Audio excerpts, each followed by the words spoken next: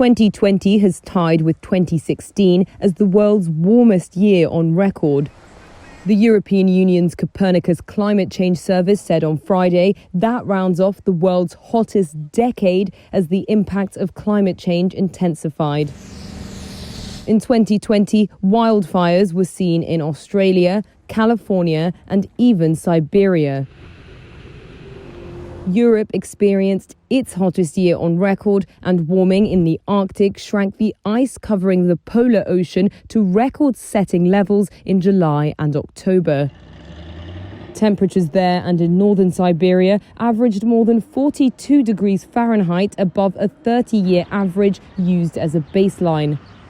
August saw the highest temperature ever reliably recorded when a California heatwave pushed the temperature of the Mojave Desert up to 129.92 Fahrenheit. 2016, the previously... Freya Vanborg, a Copernicus senior scientist, explains the long-term implications. So, of course, we know that temperatures globally have increased by over a degree since the pre-industrial era, because indeed the last 6 years have been the warmest 6 years on record.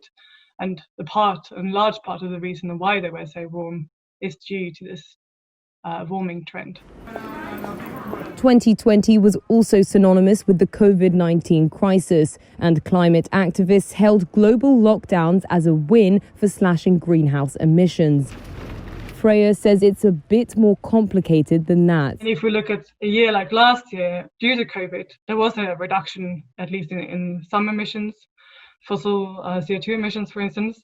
But that's just a reduction in emissions. We're still adding to the atmosphere because it's not the emissions that count, it's the concentration in the end. I got a question by someone else, should we lose hope if a year like COVID year doesn't even help? But the answer is that it hasn't helped. It's just that it's not visibly helped, because you're not expecting that to be visible until you have several of those years, which in the end will make a difference. Scientists said the latest data underscored the need for countries and corporations to slash greenhouse gas emissions quickly enough to reach the goals of the 2015 Paris Agreement and to avoid catastrophic climate change.